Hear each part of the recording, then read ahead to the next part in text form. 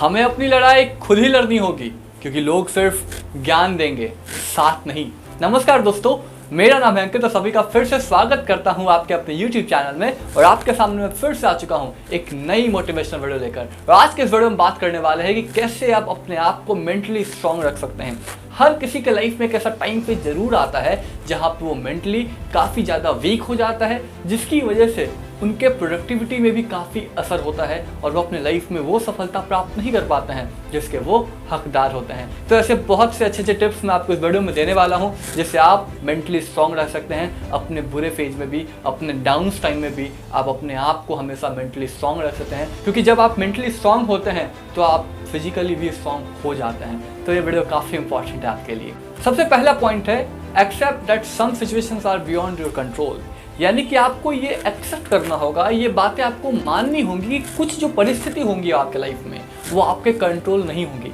आप या फिर आपका माइंड हमेशा क्या सोचता है कि जो हम चाहते हैं वो हमें मिल जाए, वो हमारे हिसाब से हो। लेकिन जब आपके हिसाब से वो चीज़ें नहीं होती हैं तो आप मेंटली स्ट्रांग नहीं रह पाते हैं, मेंटली वीक हो जाते हैं, आप डिप्रेस हो जाते हैं, क्योंकि आप सोचते हैं कि ये चीज़ें मेरे कंट्रोल में थी, मैंने ऐसा सोचा था और वो चीज़ें अब नहीं हो रही हैं। आपके एक्सपेक्टेशन के हिसाब से जब चीज़ें नहीं होती हैं तो आप कहीं ना कहीं मेंटली स्ट्रांग नहीं रह पाते हैं, आप वीक हो जाते हैं। तो आपको ये अपने आप को बताना है कि कुछ जो चीज़ें हैं आपके लाइफ में वो कई बार कुछ चीज़ें आपके कंट्रोल में नहीं हैं। लेट इट गो करना होगा आपको, उन चीज़ों को जाने दीजिए। जो आपके हैं वो आपके साथ ही होंगे, और जो आपके हैं ही नहीं उनको आप कितना भी रोक लो वो आपके बिल्कुल भी नहीं रहने वाले हैं। तो ये आपको समझना होगा कि कुछ चीज़ें जो हैं वो आपके कंट्रोल में नहीं हैं।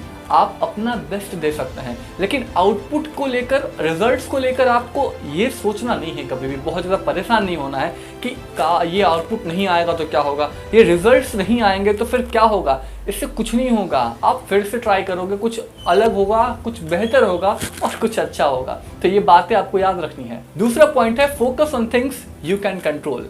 पहला वो कि जो आपके कंट्रोल में नहीं है उसको एक्सेप्ट कर लीजिए, और दूसरा ये कि उस पर फोकस करिए जो चीज़ें आपके कंट्रोल में हैं। यानी कि आपको उस पर फोकस नहीं करना है जो चीज़ें आपके कंट्रोल में नहीं है। एग्जाम्पल में आपके कंट्रोल में क्या, जैसे एग्जामिनेशन में आपके कल एग्जामिनेशन होने वाला है, तो आपके कंट्रोल में ये नहीं है कि क्वेश्चन क्या क्या आ सकता है, ये आपके हाथ में नहीं है।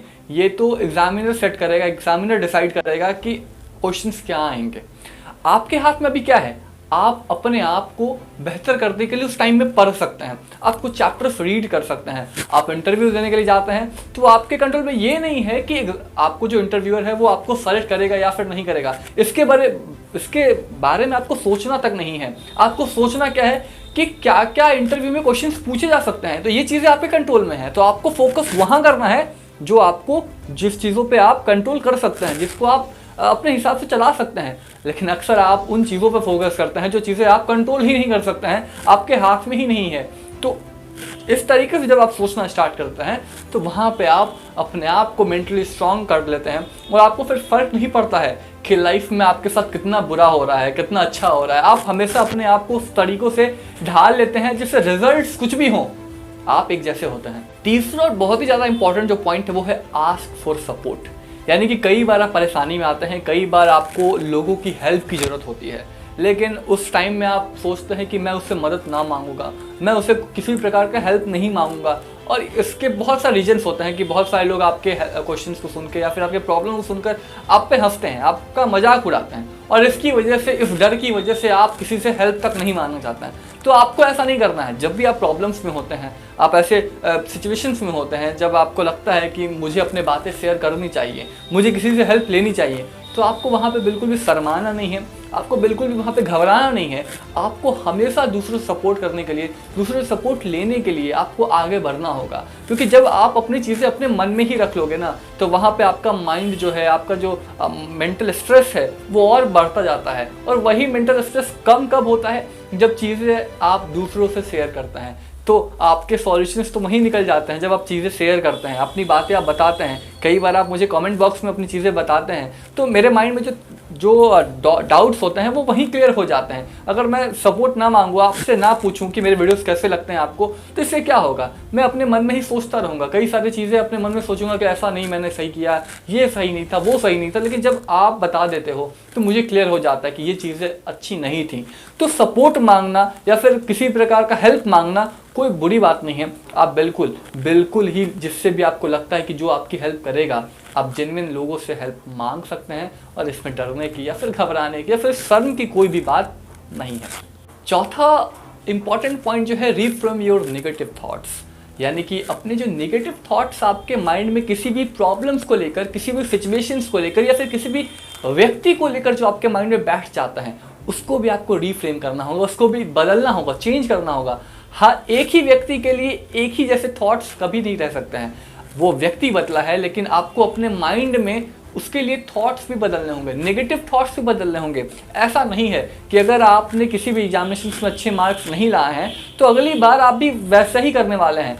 लेकिन अगर आप उस रिजल्ट्स के बारे में ही सोचते रहेंगे तो फिर आपके लिए काफ़ी प्रॉब्लम आएंगे। तो वो जो नेगेटिव थॉट्स आपके माइंड में किसी भी चीज़ को लेकर होते हैं, किसी भी सिचुएशंस को लेकर, किसी भी व्यक्ति को लेकर, किसी भी प्रकार के नेगेटिव थॉट्स जो होते हैं, उनको आपको बदलना होगा, चेंज करना होगा, पॉजिटिव में लाना होगा, उसको रीफ्रेम करना होगा। रीफ्रेम का मतलब है कि आपको पॉजिटिव तरीके से सोचना है, नेगेटिव थॉट्स को निकाल देने हैं अपने माइंड से, चाहे वो किसी के लिए भी क्यों ना हो, किसी भी परिस्थिति के लिए क्यों ना हो, आपको नेगेटिव थॉट्स अपने अंदर रखने ही नहीं है। पांचवा और आखिरी पॉइंट जो बहुत ही ज़्यादा इंपॉर्टेंट है, लर्न फ्रॉम पास्ट। अपने आप को मेंटली स्ट्रांग रखने के लिए जो चीज़ें पास्ट में आपके साथ गलत हुई हैं, उन चीज़ों को लेकर बैठना नहीं है। हाँ, हम एक काम कर सकते हैं कि जो भी चीज़ें हमने सीखी हैं, जो भी सिचुएशन ने हमें सिखाई हैं, हो सकता है किसी व्यक्ति ने हमें सिखाई होंगी, किसी ने भी जो चीज़ें हमें लर्निंग्स मिले हैं, हमारे पास्ट के अनुभव से जो लर्निंग्स मिले हैं, उनको हमको अपने अंदर डालना है और लाइफ में आगे बढ़ना है। तो learning from past is very important thing, यानी कि आपको अपने पास्ट से, अपने भूत के समय से, अपने बीते हुए टाइम से सीखना है और उसको लाइफ में एक अनुभव के रूप में इस्तेमाल करना है। तो इन सभी टिप्स को फॉलो करना मत भूलिएगा और कैसा लगा ये वीडियो बताना मत भूलिएगा कमेंट बॉक्स में। काफ़ी समय के बाद यूट्यूब पे हमने वापसी की है, कुछ टाइम के लिए हम यूट्यूब पे एक्टिव नहीं थे, लेकिन अब आपको हर रविवार सुबह 11 बजे ऐसे ही मोटिवेशनल वीडियोस मिलती रहेंगी। ऐसे चैनल को देखने के लिए, हमारे वीडियोस को और उत्साह बढ़ाने के लिए सिर्फ एक लाइक कर दीजिए, जिससे हमारा भी उत्साह बढ़ता है। हमें भी लगता है कि आपको हमारी वीडियोस पसंद आती हैं, तो हमें और वीडियोस बनानी चाहिए। कैसा लगा ये बताना मत भूलिएगा। आप मुझसे और भी क्वेश्चंस पूछ सकते हैं या फिर मेरे साथ पर्सनली भी जुड़ सकते हैं। इंस्टाग्राम पे भी आप मुझे फॉलो कर सकते हैं, जिसका लिंक आपको डिस्क्रिप्शन में मिल जाएगा। जाइए, फॉलो करिए। ऐसे वीडियो को देखने के लिए, हमारे चैनल को सब्सक्राइब करने के लिए आप सभी का बहुत बहुत धन्यवाद। Thanks for watching.